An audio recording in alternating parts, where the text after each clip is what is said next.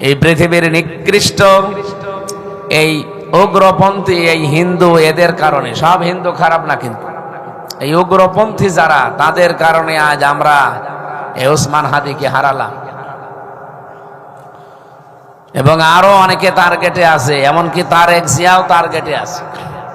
উনি যে আসতেছে না, বহু কারণ আছে। উনি গতকালকে একটা লাইভ করে অনুষ্ঠানে জানিয়েছে, আপনারা দেখেছেন কিনা জানি না, যে ওসমান হাদিকে হত্যা করে আমাকে ভয় দেখানো যাবে না, আমি শহীদ জিয়ার সন্তান। আমরা তার মুখ থেকে এই কথাটাই চাই। কি এই কথাটাই আপনার মুখ থেকে আমরা চাই? আপনার বাবা ছিল সারা জীবন ভারতের আগ্রাসনের বিরুদ্ধে, আপনার মা সারা জীবন সংগ্রাম করেছে ভারতের আগ্রাসনের বিরুদ্ধে, আর আপনার দলের ভেতরে কিছু 5-8 গোলাম আছে। এদের কারণে যখন এখন ভারত প্রীতি দেখিয়ে এই দেশটাকে আবার অশান্ত করার চেষ্টা করেন, আপনিও দায়ী থাকবেন। সুতরাং যে সমস্ত ক্যান্সার আছে দলের ভেতরে, এগুলো সেইটে বাদ দিয়ে দেন, এই মাজলুম দলটাও দাঁড়িয়ে যাবে। এই বাংলাদেশে যতগুলো মাজলুম দল আছে তার ভেতরে জামাত ইসলামী, বিএনপি, এর আমি কি বেশি বললাম? এরা মাজলুম না? আমার সাথে জেলে ছিল বিএনপির এক ভাই, ওর 313টা মামলা। আমি মাঝে মাঝে বলতাম, ভাই আপনি যদি জামিনও পান তো আপনি তো হাজিরা দেওয়া লাগবে। তো বছরে তো 365 দিন, এরপরে শুক্রবার শনিবার বন্ধ। হিসাব করে দেখেন, মাত্র 200-250 দিন হয়তো কোর্ট চলবে। তা আপনার তো প্রতিদিন হাজিরা দিতেই জীবন শেষ। কি জুলুম করেছে বলেন তো? সুতরাং এই মাজলুম দলটা কিছু মানুষের কারণে, কিছু দালালের কারণে আজ ক্ষতিগ্রস্ত হয়ে যাচ্ছে। শহীদ জিয়ার সেই আদর্শের উপরে এখন আর অনেকেই নেই। আমরা আশা করব আপনারা আবার তার আদর্শের উপরে ফিরে যাবেন। তিনি যেমন খাল কেটেছিলেন, আপনারাও খাল কাটবেন, নাকি খাল খেয়ে ফেলবেন? আমরা চাই না খাল খেয়ে ফেলতে, চাই তার মতো মানব দরদি যারা ওই দলে আছে তারা যেন হয়। তাহলে দেশটা দাঁড়িয়ে যাওয়া কোনো ব্যাপার না। উস্কানি দিয়ে আমাদের ভেতরে যত গন্ডগোল তৈরি হবে, তৃতীয় পক্ষ হিসাবে যারা পালিয়ে গেছে, যারা পথিত, এরা কিন্তু একটা সুযোগ নেবে। আর এই চেষ্টাই আছে এই নির্বাচনের আগে। একটা নির্বাচিত প্রতিনিধি, একটা সরকার যতক্ষণ না আসবে, আন্তর্জাতিক মহল ওইভাবে আমাদের দেখবে না। এখানে অনেক কিছু হিসাব নিকাশ আছে। আজকে জামাত ইসলামী বাংলাদেশ একটা হিন্দুকে নমিনেশন দিয়েছে, এমনি দিয়েছে, আপনি টের পান? কৃষ্ণ নন্দীকে খুলনা থেকে নমিনেশন দেওয়ার কারণে অনেকেই বলছে, কি ইসলাম পালন করে যে হিন্দুকেও দিয়ে দেয়? আপনি বোঝেন কিছু? এটা যদি না দিত, এমনিতেই আমাদেরকে জঙ্গি জঙ্গি বলে তামাম দুনিয়ায় প্রচার করছে। এরপরে ওদের সুযোগ ছিল এই দেশে আমরা সংখ্যালঘু নির্যাতন করি, এটা দইলে দেখাইতো। এরপরে দেখাতো যে জামাত, এরপরে ইসলামী যে দলগুলো আছে এরা উদার না, এজন্য এদের কোনো 300 এমপির ভেতরে নমিনেশনে একজনও অমুসলিম নেই। ইসলামপন্থীরা যেটা এখন বলছে, আপনি 200 বছর পরে বুঝবেন। এজন্য উল্টাপাল্টা ধারণা না করে বাস্তবতা বোঝেন। শুধু দেশ তো আর আমরা নিজেরা চালাই না, এর উপরে অনেক কলকাঠি নাড়ার মোড়ল আছে, সেই মোড়লগুলো চালাচ্ছে দেশটা। কিন্তু আমরা এখন যেভাবে ঐক্যবদ্ধ আছি, দাদাদের দাদাগিরি দেশে এখন আর চলবে না। এমনকি সাদা চামড়া যারা, তাদের দাদাগিরি দেশে চলবে না। এই দেশ যদি সামনে আমরা এক থাকি, এই দেশ চালাবো আমরা সবাই মিলে। কথা বলেন না কেন? আল্লাহ এরকম একটা সুযোগ আমাদের তৈরি করে দেন, বলেন আমিন। দল মত জাতি বর্ণ ধর্ম নির্বিশেষে আজকের অনুষ্ঠানে আসার কথা ছিল মানুষ। কোরআনে কারীম যাদেরকে শোনানো হবে, আল্লাহ পাক বলেন, তিলকা আয়াতুল্লাহি নাতলুহা আলাইকা বিল হক ফাবিআইয়ি হাদিসিম বা'দাল্লাহি ওয়া আয়াতিহি ইউমিনুন। তিলকা এগুলো আয়াতুল্লাহ, আল্লাহর নিদর্শনাবলী, আল্লাহর আয়াত, নাতলুহা জিবরাইল বলছে যা আমি তেলাওয়াত করি আলাইকা আপনার কাছে বিল হক, সত্য সহকারে যথাযথভাবে। ও নওগাঁবাসী, এখন তো আর জিবরাইল আসে না, আসে? আরো জোরে বলেন। উনি তেলাওয়াত করে করে রাসূলকে আবার শোনান না। নবীজিও নেই যে তিনি তেলাওয়াত করে নওগাঁর মানুষকে শোনাবে। ওই দায়িত্ব এখন নবীর উত্তরাধিকারী যারা আলেম তাদের উপরে। আল্লাহর কসম, কোরআন যখন সামনে নিয়ে বসেছি, আমরাও তেলাওয়াত করে আপনাদেরকে আজ যথাযথভাবে শোনাবো, যেইভাবে আল্লাহ তেলাওয়াত করতে জানিয়েছেন। ফাবিআইয়ি হাদিসিন বা'দাল্লাহি ওয়া আয়াতিহি ইউমিনুন। আল্লাহ ও তার আয়াতের পরে তারা কোন বাণীতে বিশ্বাস করবে? আল্লাহ আফসোস করছেন, আল্লাহর বাণীর চাইতে অথেন্টিক বানিয়ে পৃথিবীতে আর নেই, কেউ দিতেও পারবে না। এমন ভাবে কোরআনকে আল্লাহ হেফাজত করেছেন, কিয়ামত পর্যন্ত কেউ যদি চেষ্টা করে এর ভেতরে একটা নুকতা লাগাবে, পারবে না। লা ইয়াতিহিল বাতিলু মিন বাইনি ইয়াদাইহি ওয়ালা মিন খালফি। আল্লাহ পাক বলেন, এর ডান থেকে বাম থেকে উপর থেকে নিচ থেকে কোনো বাতিল প্রবেশ করতে পারে না, পারবেও না। লা ইয়াতি, এটা মোজারে। লা ইয়াতিহিল বাতিলু মিন বাইনি ইয়াদাইহি ওয়ালা মিন খালফি তানজিলুম মিন হাকিমিন হামিদ। এখানে আমি যেটা বুঝেছি, আজ পর্যন্ত কেউ এর ভেতরে হাত ঢোকাতে পারে নাই। চেষ্টা করেছে অনেকেই, কিন্তু ধরা খেয়েছে।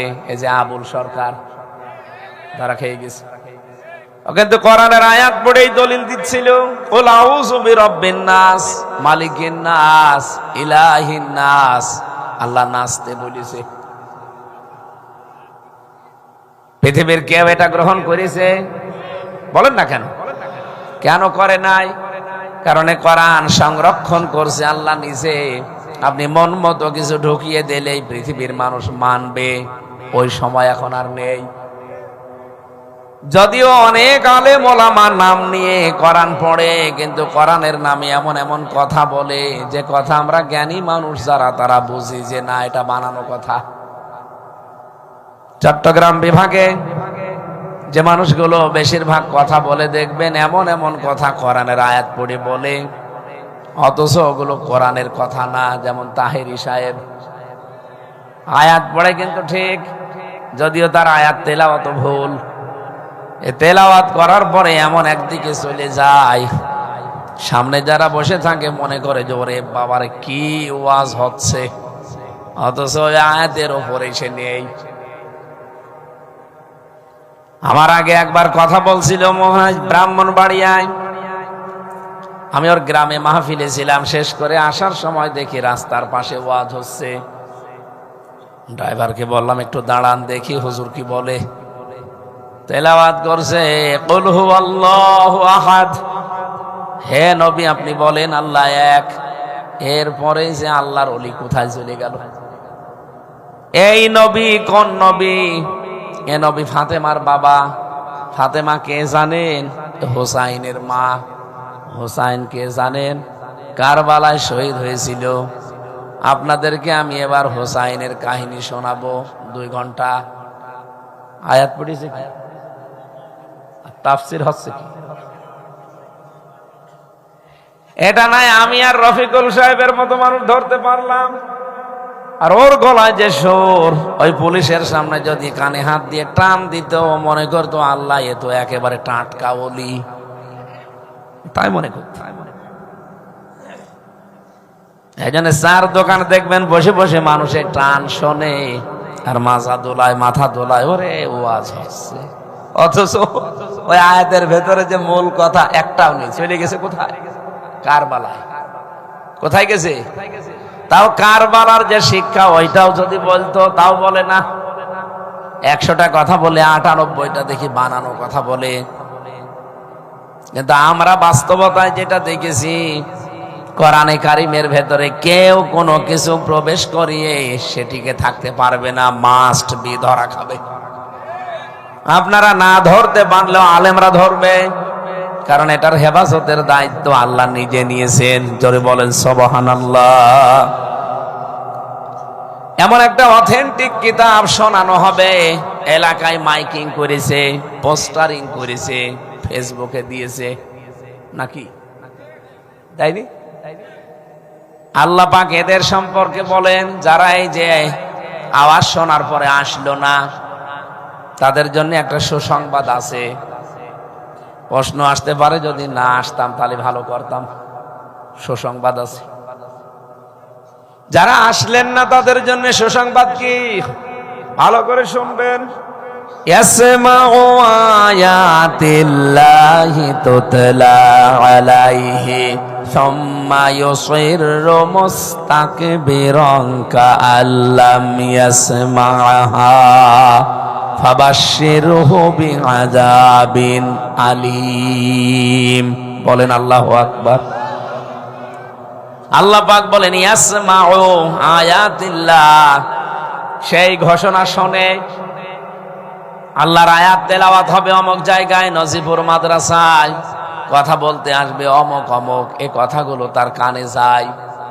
সুম্মা ইউসিরু মুস্তাকবিরান, আল্লাহ বলেন এই কথাগুলো কানে যাওয়ার পরেও তারা আসে না, অহংকার করে। কাল্লাম ইয়াসমাহা, মনে হয় যেন শোনেই নাই। এখানে কয়েকটা অর্থ পেয়েছি। হয়তো তার মনে মনে এই ধারণা থাকতে পারে যে কোরআন শুনতে যাব, যিনি আসবে উনি তো রাজনীতি করে, কোরআনের নামে উনি রাজনীতি করবে, এই জন্য আমি যাইনি। এরকম মনে হওয়া মানুষ দেশে নেই। কিছু মানুষ আছে অহংকার করে বসে আছে, চার দোকানে যাবই না। এই জন্য আল্লাহ সুম্মা ইউসিরু দিয়েছেন। ইউসিরু মানে অটল থাকা। সুম্মা ইউসিরু মুস্তাকবিরান, অদ্যতপূর্ণ আচরণ করে, অহংকার করে অটল হয়ে বসে আছে, চার দোকানে খালি গ্যাস আসছে। কি বলে এই লাইনে? গ্যাজানো বলে না তো, কি বলে? হ্যাঁ, এটা বাংলা কথা আছে, আমি মনে হয় এই এলাকার ভাষা জানি না তো। চার দোকানে বসে বসে যারা বেশি বেশি গল্প করে, এদেরকে আমাদের এলাকায় বলে গ্যাজানো। কি বলে? পেশাল পাড়া। দেখেন এখনই এই নজিপুর বাজারে দেখবেন 100টা কথা বলছে, 98টা মিথ্যা কথা। এরকম মানুষ যদি দেখতে চান, আপনি আমার সাথে চলেন, আপনাকে আমি দেখাবো। আল্লাহ পাক বলেন এদের আচরণ কেমন জানো? কাল্লাম ইয়াসমাহা, মনে হয় যেন আমার আলোচনা ওর কানে যায়নি, ও শোনেই নাই। কোরআনের সাথে যে আচরণ এলাকায় যারা করলো, তাদের জন্য এটা সুসংবাদ। ফাবাশশিরহু বিআযাবিন আলীম, যন্ত্রণাদায়ক আযাবের একে সুসংবাদ। আল্লাহ সুসংবাদ বললেন কেন? আল্লাহ ঠাট্টা করেছেন তাদের সাথে। কারণ আল্লাহর এই আযাব যখন আসবে, এই আযাবকে মোকাবেলা করা তার দ্বারা সম্ভব না, তার বাবাও পারবে না। বলেন আল্লাহ যদি কাউকে একটু বিপদে ফেলতে চায়, টাইট দিতে চায়, আমার 3.5 হাত বডির ভেতরে 5 কেজি রক্ত চলাচল করছে, কত? বিজ্ঞান এখন দেখাচ্ছে আল্লাহ যদি 5 কেজি রক্তের ভেতরে একটা ক্যান্সার লাগিয়ে দেয়, শুধু রক্তেই মানুষের ক্যান্সার হয় 5 প্রকার। 1 প্রকার যদি আল্লাহ লাগিয়ে দেয়, 14 বংশ বিক্রি করে ঔষধের পয়সা জোগাড় করতে পারবেন না। আপনি যে বার্গেনিং করেন, আপনি যে মাস্তানি করেন, অহংকার করেন, আল্লাহর বিধানের সাথে আপনি পারবেন তার সাথে? ওনার তো কিচ্ছু লাগবে না, শুধু আপনার রক্তকে একটু কম করে দেবে। এমনকি খাবার পেটে থাকলে খাবারের নির্যাস দিয়ে যে রস তৈরি হয়, তার নাম পিত্ত রস। বিজ্ঞান এখন দেখাচ্ছে যে যতক্ষণ পেটে খাবার থাকে, ততক্ষণ এই রসটা ফোঁটা ফোঁটা পড়তে থাকে, খাবার হজম হওয়ার জন্য কাজে লাগে। যতক্ষণ পেটে খাবার থাকে না, তখন অটোমেটিক ওইটা আল্লাহ বন্ধ করে দেয়। এটা আছে সূরা বানি ইসরাইলের 15 নম্বর পারার 3 নম্বর পৃষ্ঠার 13 নম্বর লাইনে একটা আয়াত আছে। এই আয়াতের ব্যাখ্যায় আছে ইন্নালে মুবাযযিরিনা কানু ইখওয়ানাশ শায়াতিন ইলা আখিরি আয়াত। এই পৃথিবীতে যত অপরাধ মানুষ করতে পারে, কোন অপরাধ করলে মানুষ শয়তান হয়ে যায় আমি পাইনি। জেনা করলে আপনার গুনাহ হবে কিন্তু আপনি শয়তান হবেন না।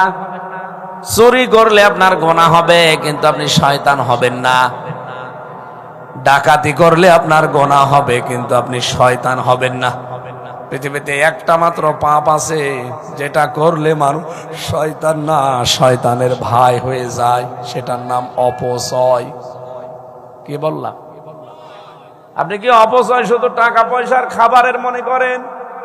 এ পৃথিবীতে এমন কোন জিনিস নেই যার অপচয় নেই। বাংলাদেশের সবচাইতে বেশি যেটা অপচয় হয় তার নাম সময়। এই কথা বলেন না কেন? আমি বিশ্বের উন্নত যে দেশগুলো ঘুরেছি, বিশেষ করে সিঙ্গাপুর, মালয়েশিয়া, এই দেশগুলোতে আমি যতবার গেছি ঘুরেছি, তারা উন্নত হওয়ার পেছনে কারণ তারা সময় নষ্ট করে না।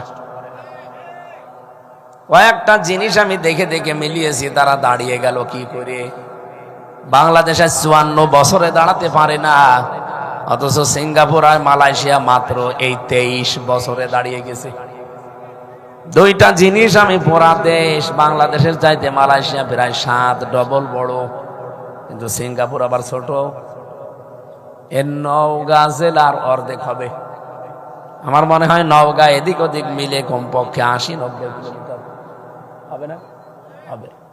আমার কুষ্টিয়ায় প্রায় 82 কিলোমিটার এদিক ওদিক মিলে, ওইটা ছড়াই জেলা আরো বড়।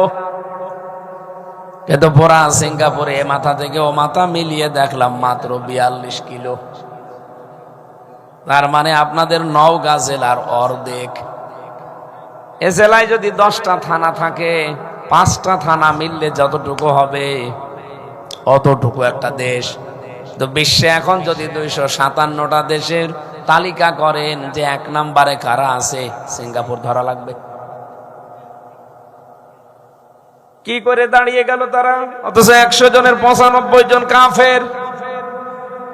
আমি এই কথাটাই বলেছিলাম সিঙ্গাপুরের মাহফিলে, যে আল্লাহ রসুলকে যারা বিশ্বাস করে না তারা কাফের। এ কথা কি আমার বানানো কথা? বলে না। এ কথা বলার পরে ওরা ওই দেশে মামলা দিয়েছিল, মামলাটা মিটেও গেছে, কিন্তু মাঝখান থেকে আমার কালার করে দিল যে আমি নাকি ওদেরকে কাফের বলে গালি দিয়েছি। কাফের কি গালি? আমার ভাইরা, আমি যে কথা বলতে চাই, তারা দাঁড়িয়ে গেছে। আমি পর্যবেক্ষণ করেছি তাদের পড়াশোনা, তাদের বিশ্ববিদ্যালয়ে গেছি, দেখলাম তারা দাঁড়িয়ে গেছে 2টা কারণে। 1 নম্বরে তাদের দেশে খাদ্যে ভেজাল নেই, এই জন্য তারা সুস্থ থাকে, অসুখ বিসুখ কম হয়, এত ঔষধ লাগে না। 2 নম্বরে ওই দেশে যদি কেউ দুর্নীতি করে ধরা পড়ে, ওরে মেরে ফেলবে। আর আমাদের দেশে দুর্নীতি করে ধরা পড়লে মেরে ফেলা না, খুব বেশি হলো কয়েকদিন জেল খেটে বের হয়ে তার সম্মান আরো বাড়ে।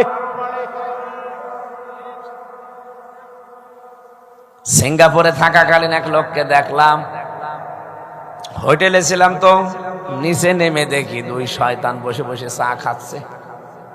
আমি সালাম দিলাম, আসসালামু আলাইকুম। ও তো বলবে যে ওয়ালাইকুম আসসালাম, না, আমারে বলছে হুজুর আমরা আগেই পালিয়েছি। আপনি তো সালামের জবাব দেবেন, তারপরে বলবেন যে আমরা পালিয়েছি। ওইটাই ওর সালামের জবাব, যে হুজুর আমরা আগেই পালিয়েছি। আপনি পালালেন কেন? দেশে তো আপনার এতগুলো বাড়ির সংখ্যা শুনেছি, আপনার নাকি 620টা বাড়ি। ওই যে আল জাজিরা রিপোর্ট দিল না, বিবিসি রিপোর্ট দিয়েছে যে 620টা বাড়ি এই দেশে একজনের, এক মন্ত্রীর।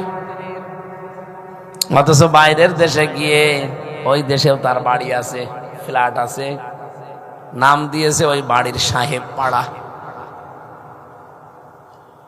লন্ডনে বানিয়েছে, কানাডায় বানিয়েছে বেগম পাড়া, আর এখানে বানিয়েছে সাহেব পাড়া।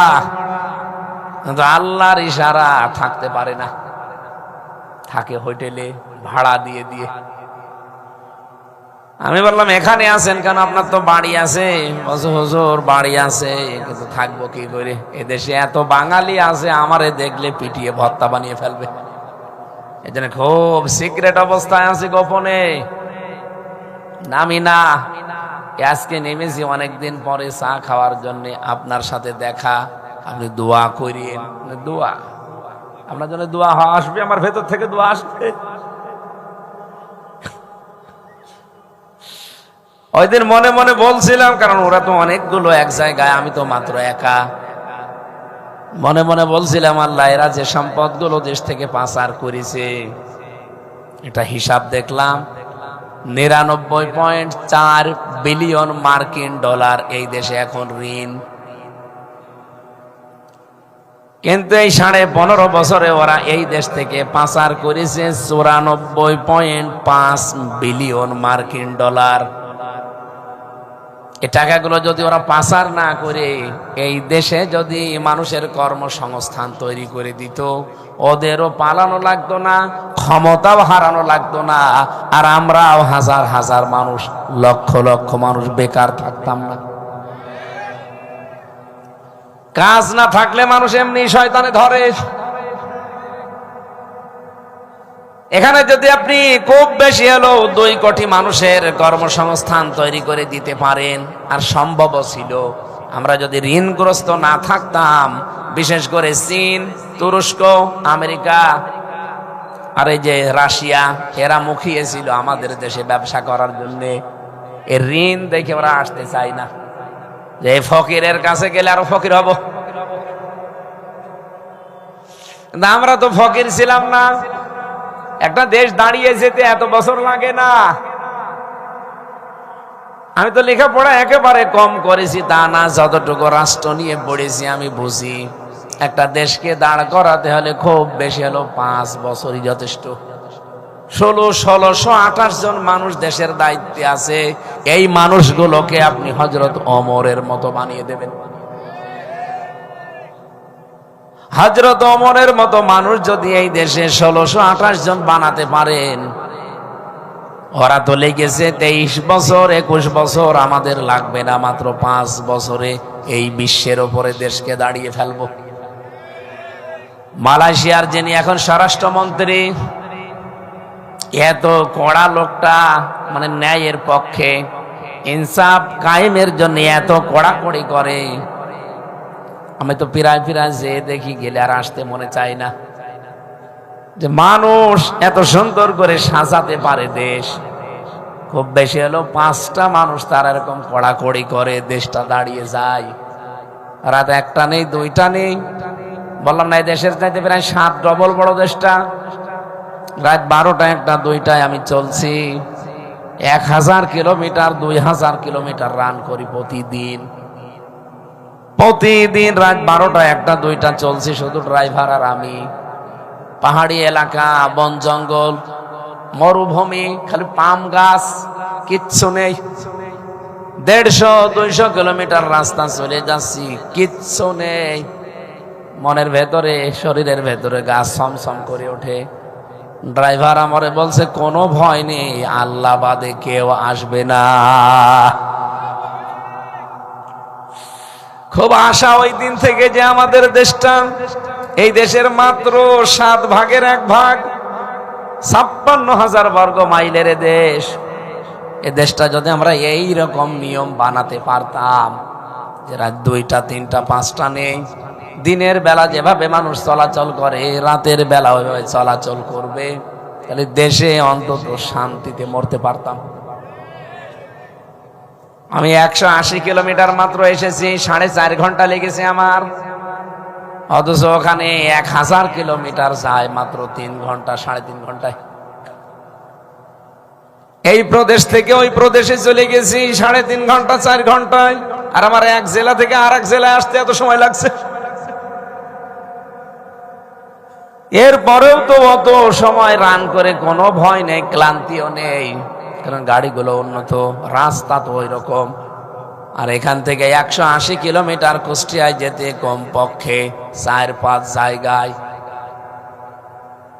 এই আল্লাহর ওলিদের সাথে তো দেখা হবে। পুলিশ ভাইরা তো যাই পাহারা দিচ্ছে, আর অন্য ওলি আরো কিছু আছে, এরা কিছু কিছু জায়গায় আছে ওত পেতে থাকে অথবা গাছ ফেলে রাখে। হঠাৎ করে দেখবেন গাড়ি চলতে চলতে থেমে গেছে, কি গো ড্রাইভার আমারে বলছে হুজুর ওঠেন, ডাকাত পুলিশ। ঠিক আছে কাজ খুলে দেন। কাজ খুলে দেখি মুখ বাঁধা, হাতে বড় বড় ছুরি। ওদেরকে আমি না চিনলে ওরা তো আমারে চেনে, কারণ আমার চেহারা শয়তান চেনে। কাজ খুলে যখন মাথায় টুপি দিয়ে, কি আপনারা কারা? হুজুর আপনি, আপনার টাকাও নেব, আল্লাহ মাফ করবে। আরে শয়তান, তাড়াতাড়ি নিয়ে যা এনেছি সব দিয়ে। শেষে যাওয়ার সময় বলছে হুজুর চলে যাবেন, এত দূর পথ, তেল কিনবেন না? তেল কিনবো, সবই তো নিয়ে নিয়েছেন। ওখান থেকে টাকা কিছু বের করে বলছে তেল কিনে বাড়ি যান, নাই তো রাস্তায় পড়ে থাকা লাগবে। ড্রাইভার বলছে হুজুর ডাকাত হলেও ইমানদার ডাকাত, ডাকাত। এতটুকু পথ আমি নিরাপত্তা হীনতায় আছি। দেশটা আমরা এমনি এভাবে সাজাতে চাচ্ছি না ভাই। আপনি রাজনীতি মনে করেন আর ধান্দা জামাবাজি যাই মনে করেন, আমাদের টার্গেট এই দেশটা আমরা এবার ঠিক ওইভাবেই বানাবো। আপনার যাই মনে হোক, যদি মনে করেন যে না আপনারাও এ দুনিয়াদারির লাইনে আসলেন কেন, এটাও তো আপনার ধান্দাবাজি, এটাও রাজনীতি না। আপনারটা আর আমারটা 100 ভাগ, কসম দিয়ে বলছি এটা সমান না। আমি এই কোরআনে 25 জন নবীর দোয়া পেয়েছি। 25 জন নবীর ভেতরে মাত্র একজন নবী তার নিজের অপরাধের স্বীকৃতি দিয়েছেন, হযরতে আদম আলাইহিস সালাম। রব্বানা যালামনা আনফুসানা ওয়া ইল্লাম তাগফির লানা ওয়া তারহামনা লানাকুনান্না মিনাল খাসিরিন। এক জায়গায় আছে সূরা আরাফের 22-23 নাম্বার। তাছাড়া পুরা কোরআনে 25 জন নবীর দোয়ার ভেতরে 24 জন নবী দোয়া করেছিলেন। আমি একটা একটা করে আপনাকে আমি বলতে পারতাম, শুধু দলিল হিসাবে কয়েকটা বলছি। হযরত ইউসুফ নবী দোয়া করেছিলেন, এটা 13 নাম্বার পারার 1ম নাম্বার পৃষ্ঠার 4 নাম্বার লাইনের 55 নাম্বার আয়াতে আছে। হযরতে সুলাইমান নবী দোয়া করেছিলেন, এটা 23 নাম্বার পারা সূরা সোয়াদের 35 নাম্বার আয়াতে আছে। ক্বালা রাব্বিগফিরলি ওয়া হাবলি মুলকাল লা ইয়ানবাগি লিআহাদিম মিন বাদি ইন্নাকা আনতাল ওয়াহ্হাব। খুব ভালো করে খেয়াল করবেন।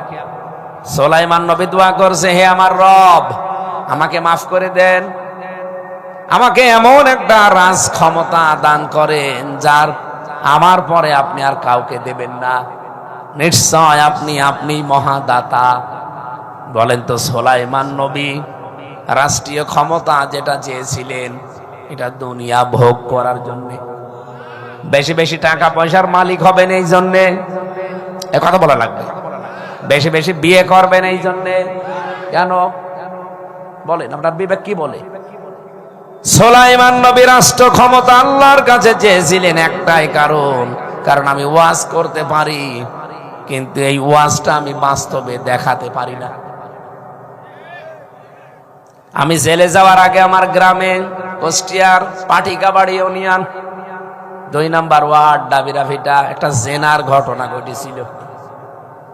লোকটা বিদেশে আছে, অনেকদিন পর পরে আসে। এই সুযোগে ওর বউ আরেকজনের সাথে লাইন করে কাজ করে ফেলেছে। 4 জন মানুষ সাক্ষী দিচ্ছে। সকালবেলা এসে আমারে বলছে, আপনি তো মুফতি, ফতোয়া দেন। আমি কি বলেন ফতোয়া বানাবো? কোরআনে সূরা নূরের 2 নাম্বার আয়াতে আল্লাহ ফতোয়া 1500 বছর আগে দিয়েছেন। আমি দিলাম যে সত্যি যদি এরকম হয়ে থাকে তাহলে এ পর্যন্ত মাটির ভেতরে পুঁতে ফেলেন, এরপরে পাথর দিয়ে তারে মেরে ফেলেন। এ নির্দেশ কার? ফতোয়াটা শোনালাম কোরআন থেকে। বললাম যে দেশে যেহেতু কোরআনের নিয়ম চলে না, মন্ডল মাতুব্বার মোড়ল যারা আছেন এই ফতোয়া আবার কার্যকর করতেছেন না, তাহলে ওই মহিলাকে সঙ্গে সার করার আগে পুলিশ আমার সঙ্গে সার করবে। আমারে বলবো হুজুর ফতোয়া দিয়েছিলেন ঠিক, তো কার্যকর করতে গেলেন কেন? এদেশে কোরআনের আইন চলে। তখন আমি কি বলতাম? সঙ্গে স্যার আমারে করতো না। ওর 7 দিন পরে আমারে ধরে নিয়ে গেল পুলিশে। 3 বছর জেল থেকে বের হয়ে বাড়ি আসলাম, এসে দেখি গ্রামের লোক 2 ভাগ।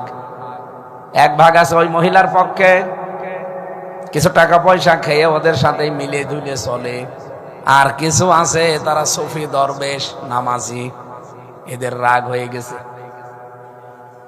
এরা আমার সাথে দেখাও করতে আসলো না, কথাও বলে না। কি গো কি হয়েছে? বলছে না তোমার সাথে কোনো কথা নেই, তোমার ওয়াজও শুনবো না। কি এত রাগ? খালি ওয়াজ করতে পারো, ফতোয়া দিতে পারো, কার্যকর করতে পারো না, তোমার সাথে আমাদের কোনো সম্পর্ক নেই। মেজাজ গেল খারাপ হয়ে, ডাক দিয়ে বললাম ঠিক আছে, মাথায় গামছা বেঁধে এবার লেগেছি, এবার শুধু আর ফতোয়া দেব না, ফতোয়া দেখাবো। কথা বলছেন আপনি, না বুঝলে ওই হুজুর বুঝে ফেলেছে। খালি ফতোয়া এবার আর দেব না, এবার ফতোয়া দেখাবো, দেখেন কেমন লাগে।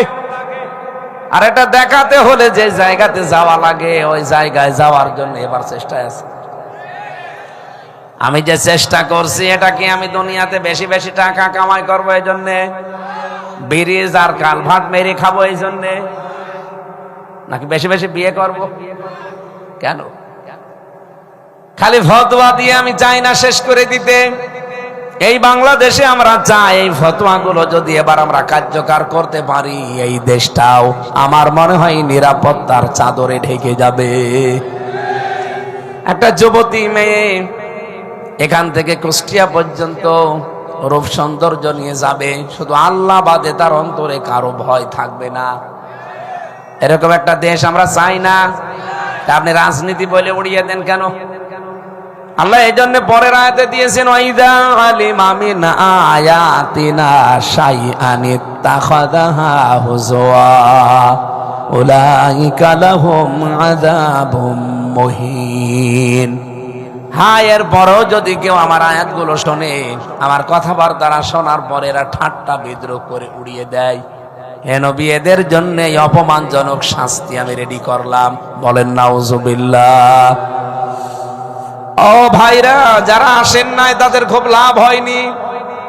আল্লাহ পাক যদি আপনাকে শাস্তি দিতে চান, দুনিয়াতে আপনাকে কোনো বাবা বাঁচাতে পারবে না। আমি বললাম না একটা উদাহরণ, শুধু ক্যান্সার লাগিয়ে দেবে। আমি তামিলনাড়ুতে ছিলাম, একজনের ক্যান্সার দেখেছিলাম। 13 মাস লোকটা আমার সাথে ওই জায়গায়, 13 মাস। আমি তো 1.5 মাস মতো ছিলাম, ও লোকটা 13 মাস আছে। যেদিন আমি চলে আসবো ওই দিন রিপোর্ট দিয়েছে, কয়েক কোটি টাকা তার খরচ হয়ে গেছে। ডাক্তার খ্রিস্টান, ডক্টর ম্যানুয়েল কি যেন নাম, শেষে আমার মনে নেই। এ লোকটা রিপোর্ট দিয়েছে কোরআনের একটা আয়াত, ইংরেজিতে অর্থ করি, লাইলা লিবাসা, এটা কোরআনের আয়াত না? এর ইংরেজি অর্থ করে আমি, আমার বলার উদ্দেশ্য এখানে আছে যে লোকটাকে রিপোর্ট দিয়ে জানিয়েছে যে আপনার রক্তের ভেতরে 5 প্রকার ক্যান্সার হয়, এটা 1 প্রকার হয়েছে। আপনার খুব বেশি হলেও 3 মাসের বেশি আর বাঁচবেন না, কারণ যে লেভেলে চলে গেছে। আমরা এতদিন চেষ্টা করে করে পর্যন্ত থামিয়ে রেখেছিলাম। লোকটা হাওমাও করে আমারে কেঁদে বলছে, আমার বাড়ি সিলেটে, এত সম্পদের মালিক আল্লাহ আমারে বানিয়েছিল, আমি আমার বউ আর মেয়ে আজ 13 মাস এখানে আছি। ডাক্তার আজকে রিপোর্ট দিয়ে দিল যে আমি নাকি আর বাঁচবো না। তা আমি মাস্তানি করি, কার সাথে করি? আপনি পারবেন আল্লাহর সাথে। এই জায়গায় একটু নরম হওয়া দরকার। এখানে আল্লাহর কোরআন শোনানো হবে, এই জন্যে মুয়াজ্জিম হোসেন আয়োজন করেছিল। আমির হামজা রাজনীতি করে, কথা এখানে শোনানো হবে, এই আওয়াজ দিয়েছিল। কোন কারণে আসলেন না? যারা আসেন না, আশা করছে আগামীতে ভুল করবেন না। আল্লাহর কথা শোনার পরে যারা মিথ্যা মনে করে, অহংকার করে, আল্লাহ তাদের জন্য দুনিয়া আখিরাতে কয়েকটা শাস্তি রেখে দিয়েছেন। ইন্নাল্লাযীনা কাযযাবু বিআয়াতিনা ওয়াস্তাকবারু আনহা, নিশ্চয় আল্লাহর আয়াতকে যারা মিথ্যা প্রতিপন্ন করে, মনে করে মিথ্যাই হবে, হয়তো না। আমি যে এতক্ষণ কি বলছি আপনি বুঝেছেন যে এর ভেতরে মিথ্যা তো দূরের কথা, কোনো বানানো কথাও প্রবেশ করা সম্ভব না, করলেই ধরে ফেলবে। এর ভেতরে আল্লাহ যা দিয়েছেন আমাকে তাই বলা লাগবে। আপনি ধরতে না পারলেও ধরার মতো মানুষ বসে আছে। এই জন্য আমি বানিয়ে এর ভেতরে কিচ্ছু দিতে পারবো না, যা বলবো কোরআন থেকে আমারে বলা লাগবে। আল্লাহ পাক বলেন এগুলো শোনার পরে যারা মিথ্যা প্রতিপন্ন করে, অহংকার করে মুখ ফিরিয়ে চলে যায়, লা তুফাত্তাহু লাহুম আবওয়াবুস সামা, এদের জন্য আকাশের কোনো দরজা খোলা হচ্ছে না, হবে না, সব বন্ধ।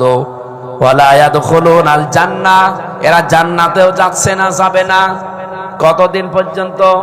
হাত্তা ইয়ালিজাল জামালু ফি সাম্মিল খিয়াত, যতদিন সূচের ছিদ্র দিয়ে উট প্রবেশ করে যেতে না পারে। এই উদাহরণ থেকে কি বুঝলেন? সূচের ছিদ্র দিয়ে যদি উট কোনোদিন যেতে পারে, এই মানুষটাও জান্নাতে যেতে পারে। এটা কি সম্ভব? সুতরাং এই আচরণ যারা এলাকা আজকে করলেন, কোরআনের সাথে অহংকার করে নিজের জায়গায় বসে আসলেন না, গুরুত্বপূর্ণ কাজ না থাকার পরেও আপনি কিন্তু নিজের কপালে নিজে আগুন লাগালেন। জান্নাত আপনার জন্য আর নেই, আকাশের দরজাও বন্ধ। কবে সেই সূচের ছিদ্র দিয়ে উঠ যাবে, সেই দিন আপনি জান্নাতে যাবেন। আর এটা সম্ভব না, আপনার জন্য জান্নাত পাওয়াও সম্ভব না। আল্লাহ বলেন ওয়াকাযালিকা নাজিজিল মুজরিমিন, এইভাবে করে এই পাপিষ্ঠ মানুষদেরকে আমি শাস্তি দেব। শাস্তির একটা ধরন আল্লাহ এখানে দিয়েছেন, লাহুম মিন জাহান্নামা মিহাদু ওয়া মিন ফাওকিহিম গাওয়াশ ওয়া কাযালিকা নাজিজিজ যালিমিন। এ মানুষগুলোকে কবরে দিয়ে আসবেন, মনে করছেন ও তো মুসলমান, ও তো নামাজও পড়েছে, ঈদের জমাত দিন নামাজ পড়েছে। আল্লাহ বলেন না, আমার কোরআনের সাথে অহংকার করে আচরণ যারা করলো, এদের কবরে দিতে দেরি হবে। এদের উপরে আমি আল্লাহ জাহান্নামের চাদর দিয়ে ঢেকে দেব, আর নিচে জাহান্নামের আগুনের বিছানা বিছিয়ে দেব। আমার তো আয়াত পড়ার পরে মনে হয় বাংলাদেশে প্রায় 100 জনের 80 জনের কপালে এই বিছানা আছে। কোরআনের কথা শুনলে রাজনীতি মনে করেন। আমি রুকনে ইয়ামিনী থেকে হজরে আসওয়াদ, এই পাথরের যে খালি জায়গাটা, এই যে হাজী সাহেব তো লক্ষ লক্ষ হাজী দেখেছে, ওখানে নিয়ে যায় প্রতি বছরে। আপনি খেয়াল করে, আমি 16 সাল থেকে খেয়াল করে দেখি, যেই কয়বার গেলাম এই 3 বারে, প্রত্যেকবার দেখি এই জায়গাটা পার হওয়ার সময় মানুষ আমার এই তেলাওয়াতকৃত আয়াতটা পড়ে, রাব্বামিনহুম মাইয়াকুলু রাব্বানা আতিনা ফিদ দুনিয়া হাসানা। আমি ওই দিন থেকে চিন্তা করলাম, এত মানুষ যে আয়াতটা পড়ে, তাও কাবা শরীফের এরিয়ার ভেতরে যেখানে দোয়া কবুল হয়, এই আয়াত পড়ে কেন? ওই দিন থেকে আয়াতের পেছনে লেগে আছি। চিন্তা ভাবনা করে দেখি আল্লাহ দুনিয়া আখিরাত সব এই আয়াতের ভেতরে দিয়ে রেখেছেন। আপনি যখন বলেন রব্বানা আতিনা ফিদ দুনিয়া হাসানা, হে আমার রব, দুনিয়ায় তুমি হাসানা দাও, আমার মনে হয় আল্লাহ আমাদের দোয়া কবুল করে হাসিনাকে দিয়েছে। রব্বানা আতিনা ফিদ দুনিয়া হাসানা বা হাসিনা, আমরা চেয়েছি হাসানা, আল্লাহ দিয়েছে হাসিনা। এবার হাসিনা আর হাসানা এই দুইটা শব্দ মাদ্দা কিন্তু এক। হাসিন নুন, হাসিনা আর হাসানা শব্দ মাদ্দা এক, কিন্তু অর্থটা একটু আছে। হাসিনা মানে সুন্দরী, আর হাসানা মানে কল্যাণ। আল্লাহ এমন কল্যাণ আমাদেরকে দিয়েছে যে 2732 জন মানুষ 24 সালে শেষ। আয়াতটা নিয়ে স্টাডি করলাম, দেখি তো আল্লাহ বারবার আমি যে চাই, কি চাই আল্লাহর কাছে। তাফসীর পড়তে গিয়ে দেখেছি দুনিয়ার হাসানা, কল্যাণ, স্বস্তি, শান্তি, নিরাপত্তা, কামিয়াবি। এটার ভেতরে যদি কেউ এই মোনাজাত আপনি মনে করেন যে আল্লাহ কবুল করে নিয়েছে, তাহলে দুনিয়ায় আপনি কমপক্ষে 10টা জিনিস পাবেন। যারা এ পর্যন্ত এই দোয়াটা করেছেন নামাজের পরেই, করেননি, তাহলে এই 10টা জিনিস দুনিয়ায় আপনি পেয়েছেন কিনা দেখেন। যদি পেয়ে থাকেন তাহলে দোয়া কবুল হয়েছে। আর যদি আপনি দোয়া করিয়ে যাচ্ছেন, এই 10টা জিনিসের একটাও পাননি, আপনি মনে করবেন আপনার দোয়া কবুল হয়নি। 1 নম্বরে দুনিয়ায় যদি কেউ হাসানা পেয়ে যায়, তাহলে সে কোরআন পাবে। কি বললো? প্রশ্ন আসতে পারে, কোরআন তো আমরা পেয়েছি, এই যে না।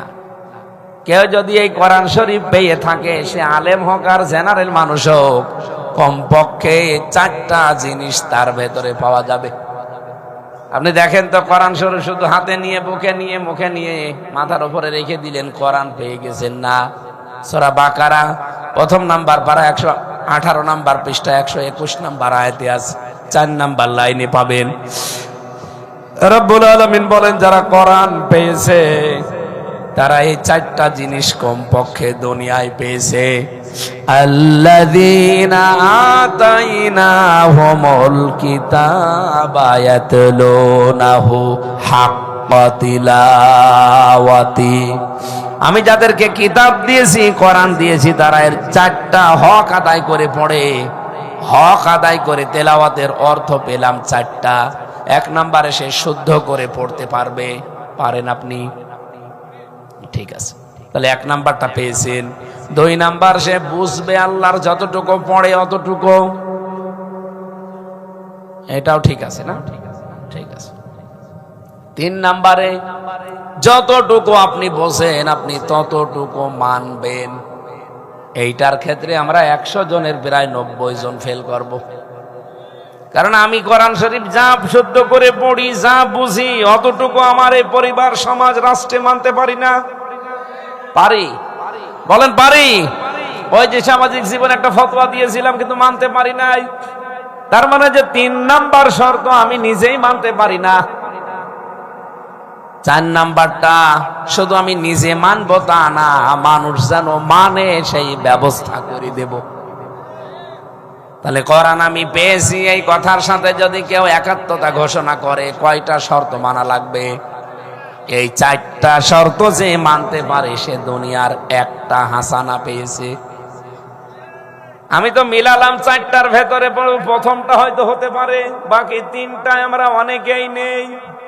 শুদ্ধ করে হয়তো এখানে অনেকেই পড়তে পারি, 2 নাম্বারে বুঝি না, 3 নাম্বারে মানতে পারি না, 4 নাম্বারে মানুষ যে মানবে সেই পরিবেশও আমি তৈরি করে দিতে পারি না। কথা বলে না কেন? তাহলে দুনিয়ার হাসান আপনি কতটুকু পেলেন? 1 নাম্বারে বলেন। 4 ভাগের মাত্র 1 ভাগ পেয়েছেন। এটা তো 1 নাম্বার পয়েন্ট। 1-এর ক, 1-এর ভেতরে ক, খ, গ, ঘ আছে, তার ভেতরে মাত্র 1-এর ক পেয়েছেন। ক, খ, ঘ আপনি পাননি। তার মানে দুনিয়ার হাসানা কতটুকু পেয়েছেন আপনি নিজেই বলেন। 2 নাম্বারে শুধু কোরআন পেলে হবে না। কেউ যদি হাসানা পেতে চায় তাহলে কোরআনের হেদায়েত পাওয়া লাগবে। এই প্রশ্নের জবাব দিতে গেলে এখানে 100 জনের 100 জনই আমরা ফেল, কারণ কোরআনের হেদায়েত আমরা এখনো অনেকেই পাইনি। এটা যদি সত্যি কেউ পেয়ে যায়, তার দুনিয়ার জীবন চেঞ্জ হয়ে যাবে। এ লোকটা কোরআনের হেদায়েত পাওয়া মানে এই পৃথিবীকে তার কাছে তুচ্ছ মনে হবে, গনাগুলোকে তার কাছে পাহাড় মনে হবে। মাওলানা মতিউর রহমান নিজামী রহমতুল্লাহ আলাইহি, ওনাকে যে পাহারা দিচ্ছিল ওই লোকটা আমারও পাহারাদার ছিল, কারারক্ষী, ওই রাজবাড়িতে, বাড়ি কুতুবউদ্দিন। আমার এসে বলছে যে জামাত ইসলামী বাংলাদেশের কিছু লোকজন বলছে, ভাই মাওলানা নিজামী রহমতুল্লাহ আলাইহি ওনার তো কালকে রাত 10টায় একে ফাঁসি হয়ে যাবে, ওনার একটা পছন্দের খাবার আছে, আপনি যদি অনুমতি দেন আমরা ওই খাবারটা ঢোকাতে পারি।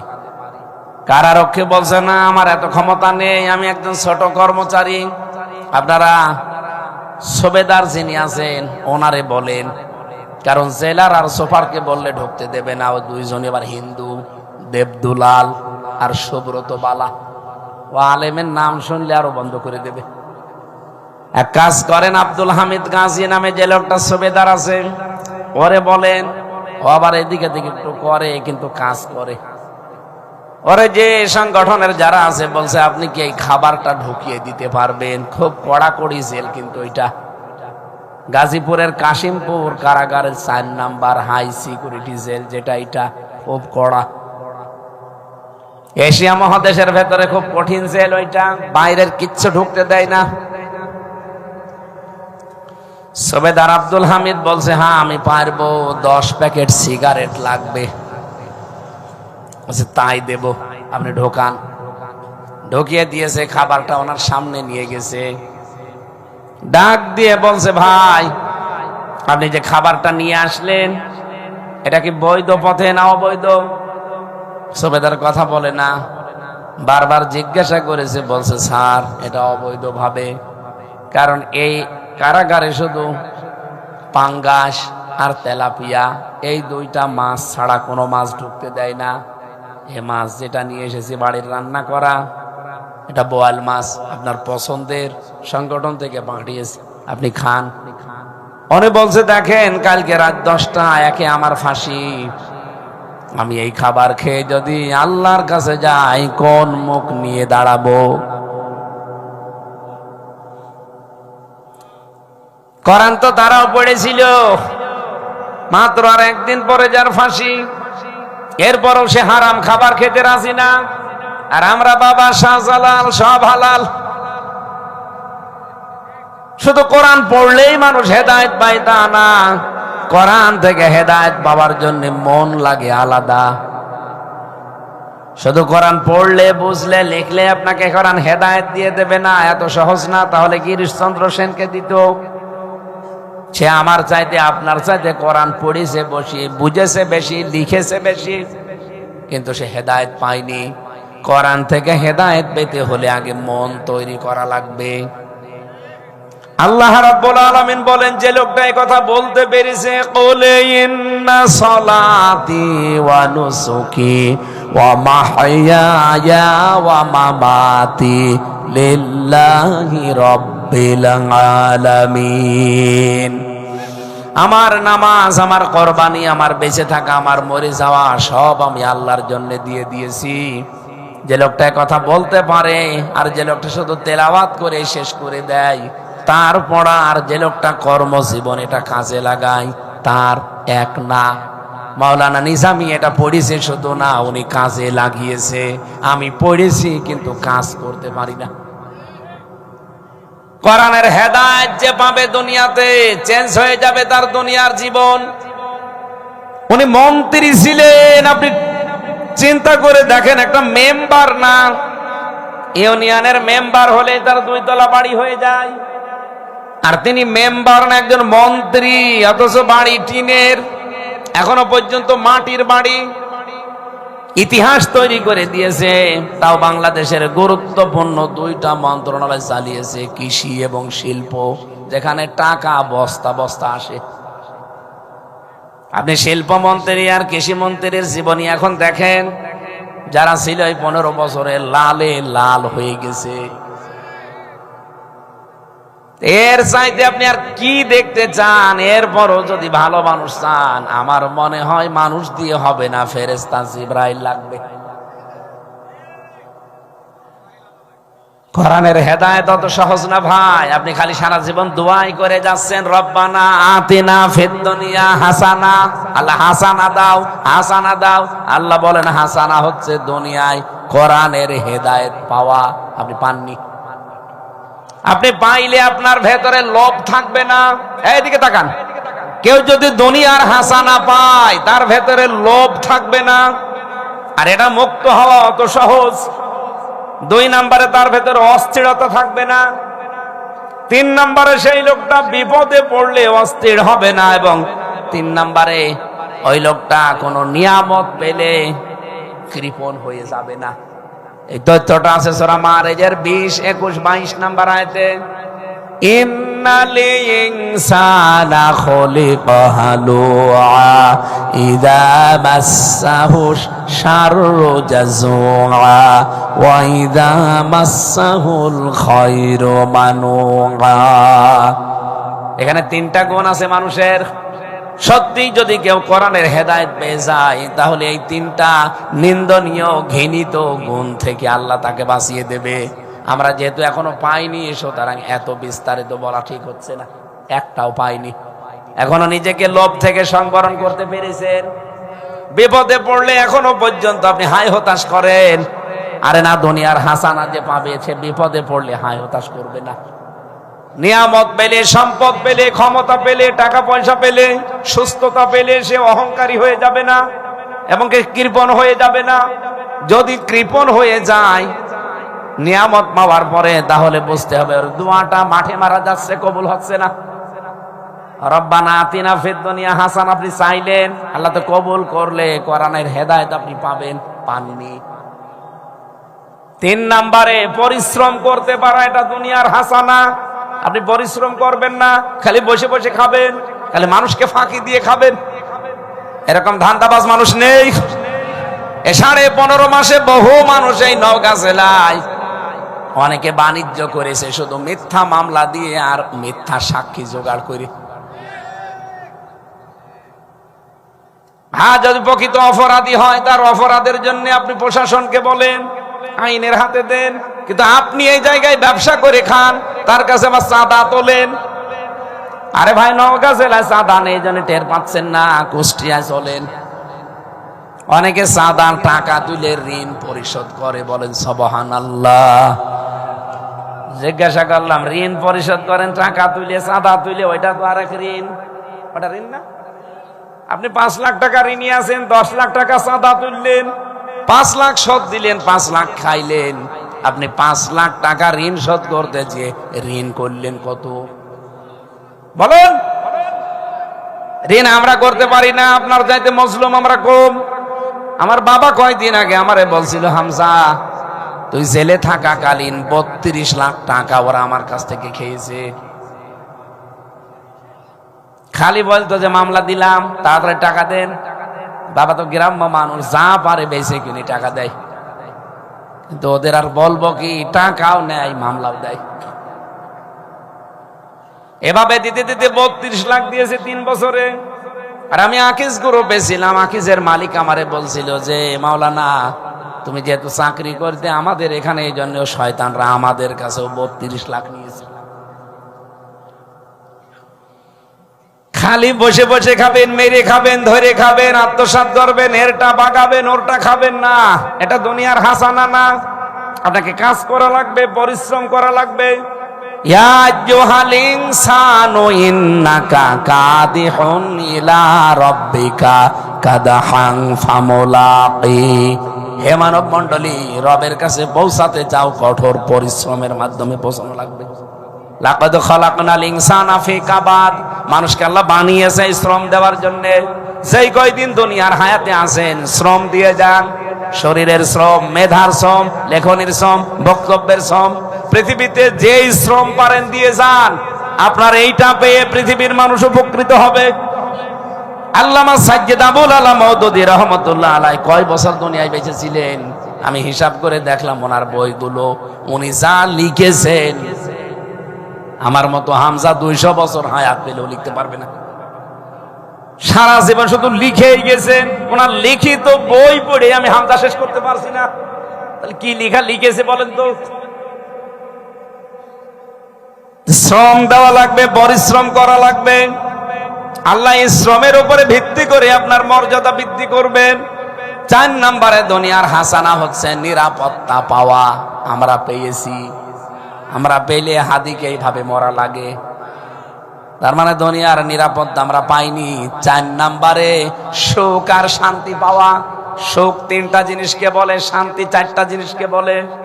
5 নম্বরে, 6 নম্বরে হচ্ছে সন্তান যেন ভালো হয়, এটা দুনিয়ার হাসানা।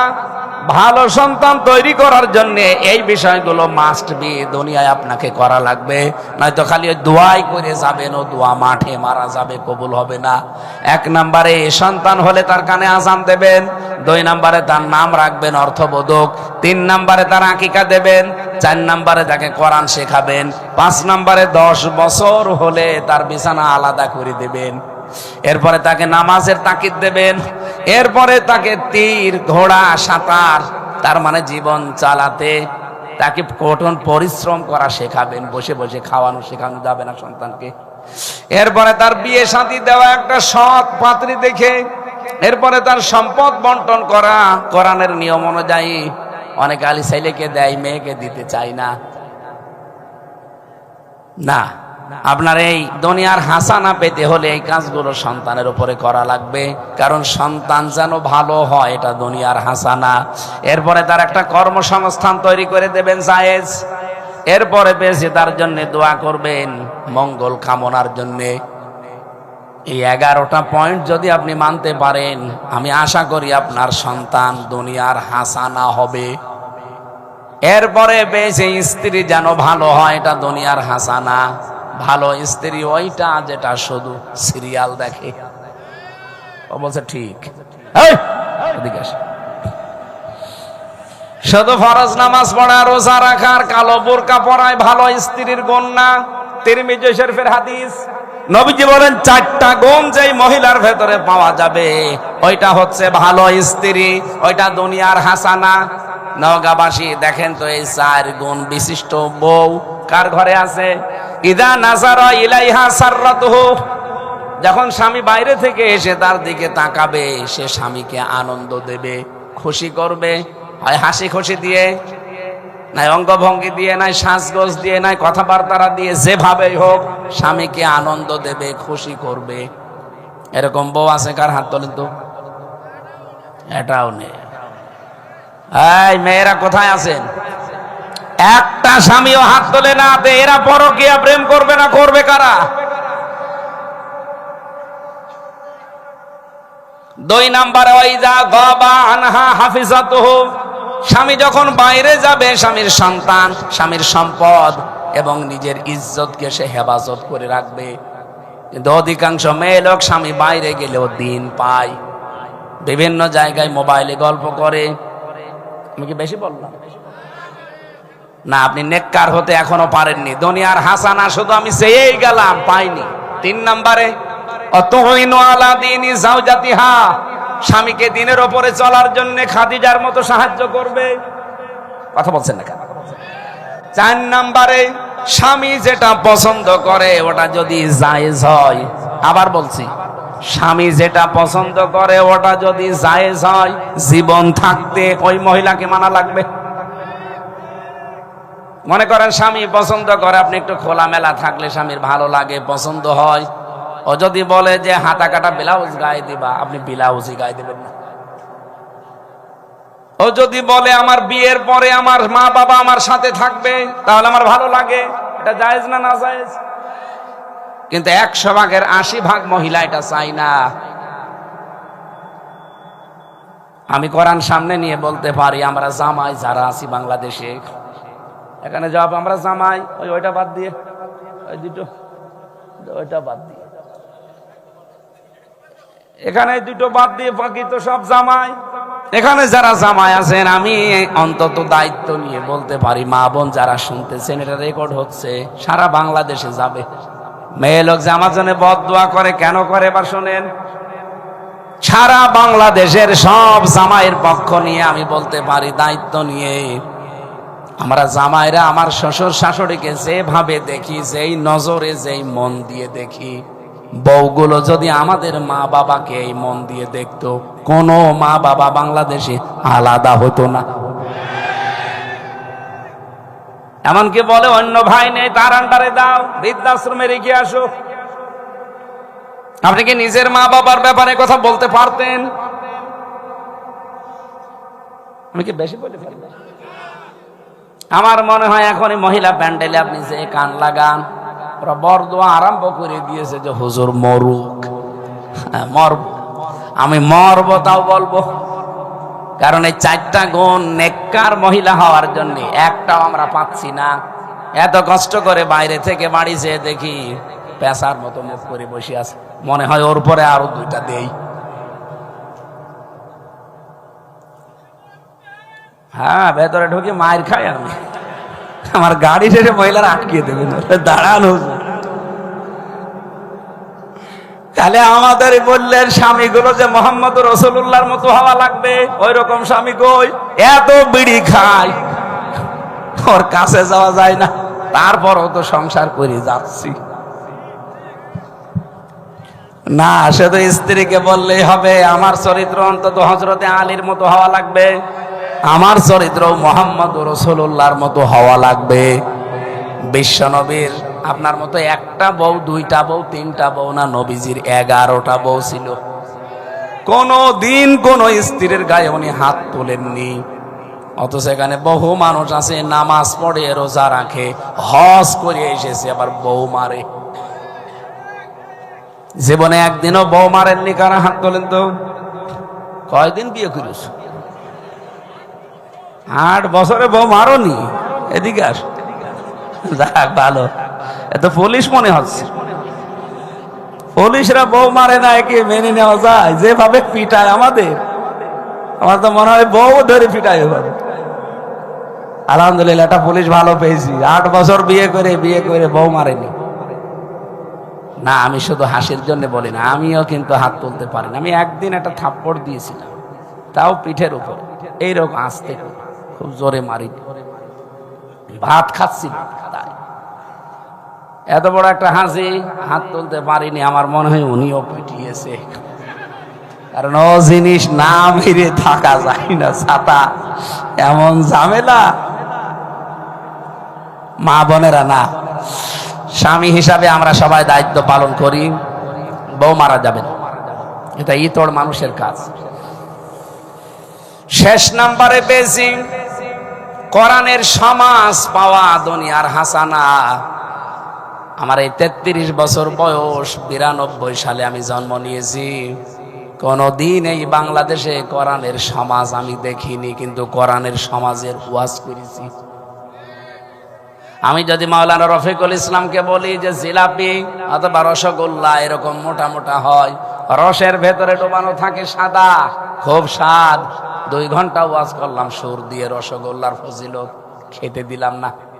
এখন যদি বলি বল কেমন লাগে রসগোল্লা, বলতে পারবে? সারা জীবন শুধু কোরআনের পরিবার সমাজের জন্য কথা বলেছি, কিন্তু আসলে যে কোরআনের পরিবার সমাজ কি এটা দেখাতে পারিনি। এবার আল্লাহ যেন এই হাসানা কবুল করে কোরআনের সমাজ আমাদেরকে দেখান। আফিল আখিরাতি হাসানা, আখিরাতের হাসানা 5টা। মরণ যেন ভালো হয়, আর ভালো মরণ হচ্ছে শাহাদাতের মরণ। 2 নম্বরে আখিরাতের হাসানা, কবর যেন ভালো হয়। ভালো কবর ওইটা যেটা পাকা করা হয় না, ভালো কবর ওইটা যেটা জেনারেল ভাবে সাধারণ পড়ে থাকে। হযরত ওসমানের মতো মানুষ পড়ে আছে, মাত্র একটা পাথর দেওয়া, আর সলিমদ্দি কলিমদ্দি মরে যায়, ও জাহান্নামে যাবে কি সে গ্যারান্টিও নেই। কবর 3 তালা বানিয়েছে। 3 নম্বরে দুনিয়ার হাসানা, হাসর যেন ভালো হয়। 5 প্রকার মানুষের সাথে আপনার হাসর হলে হাসর ভালো হবে, কিন্তু সেই 5 প্রকার মানুষের জীবনই আপনাকে মেনে চলা লাগবে। নবীদের, সিদ্দিকদের, শহীদদের এবং নেককার যারা, তাদের, সর্বোপরি যারা দুনিয়া ত্যাগ করে আখিরাতের জীবন গঠন করে তাদের। 4 নম্বরে হাউজে কাউসার যেন পাওয়া যায় নবীর হাতে, এটা আখিরাতের হাসানা। 5 নম্বরে বিনা হিসাবে যেন জান্নাত পাওয়া যায়, এটা হাসানা। আল্লাহ যেন 5টায় আমাদেরকে দান করেন, আমিন। ওয়াকিনা আযাবান্নার, আল্লাহ জাহান্নামের আগুন থেকে আমাদের বাঁচাও। আল্লাহ বলেন বাঁচতে চাইলে একটা কাজ দুনিয়ায় করা লাগবে, এই জমিন আমার, এখানে দিন কায়েম করা লাগবে আমার। সুতরাং দলমত সব ভুলে যাবেন, এই কাজটা যদি জমিনে করে যেতে পারেন, যে জমিন যার, হুকুম চলবে তার, এজন্য যা করা লাগে, যদি রাজনীতি করা লাগে করব, যদি ভোট করা লাগে করব, যদি দল করা লাগে করব, কারণ জমিন যার, আইন চলবে মানুষের। কার? এই একটা কাজে আপনি জাহান্নাম থেকে বাঁচতে পারবেন, তাছাড়া বাঁচার কোনো পথ নেই। এ তথ্য আছে সূরা সফের 10 নম্বর আয়াতে। এই 16টা বিষয় আল্লাহ কোরআনের এই আয়াতের ভেতরে আমাদের জন্য দিয়েছেন। আপনি এখন মিলিয়ে মিলিয়ে দেখেন দুনিয়ার কয়টা হাসানা পেয়েছেন, আখিরাতের কয়টা পাবেন বলে আপনার মনে হয়? জাহান্নাম থেকে বাঁচতে যে ঔষধ দিলাম, আল্লাহ আমাদেরকে মেনে চলার তৌফিক দাও, বলেন আমিন। ইন্নাল আবদা, নবীজি বলেন, বান্দা যখন ইদা আযনাবা যামবান, কোন অন্যায় একটা করে ফেলে দুনিয়ায়, নুকতাতুন সাউদাহু ফি কলবিহি, ওর অন্তরের ভেতরে একটা দাগ পড়ে যায়। ফাইন তাবা ওয়া নাযাআ ওয়াস্তাগফারা সুকিলা কলবুহু, লোকটা যখন ফিরে আসে, তওবা করে, আল্লাহর কাছে মাফ চায়, তখন আল্লাহ নিজের থেকে ওই দাগ দূর করে দেয়। কিন্তু এই লোকটা ওয়াইন সাদা সাদাত ফালা তাগলিবা ফি কলবিহি, লোকটা যদি আবার অন্যায় করে, ফিরে আর আসে না, তওবা করে না, আবার করে, ফিরে আর আসে না, তওবা করে না, আবার করে, তখন আস্তে আস্তে ওই জিনিসটা আল্লাহ পুরা কালো করে দেয়। কালো করেন কে? এজন্য অন্যায় না ছাড়তে পারলে আপনার অন্তরটা এমন কালো হয়ে যাবে, শেষে ভালো কাজও ভালো লাগবে না, খারাপ কাজও আপনার কাছে খারাপ লাগবে না, সব সমান মনে হবে। আল্লাহ আমাদেরকে অন্তরটা যেন, আমরা গুনাহগার তো সবাই, গুনাহ করার পরে তওবা করে ফিরে এসে যেন একেবারে পরিষ্কার অন্তর নিয়ে আল্লাহর কাছে যেতে পারি, বলেন আমিন।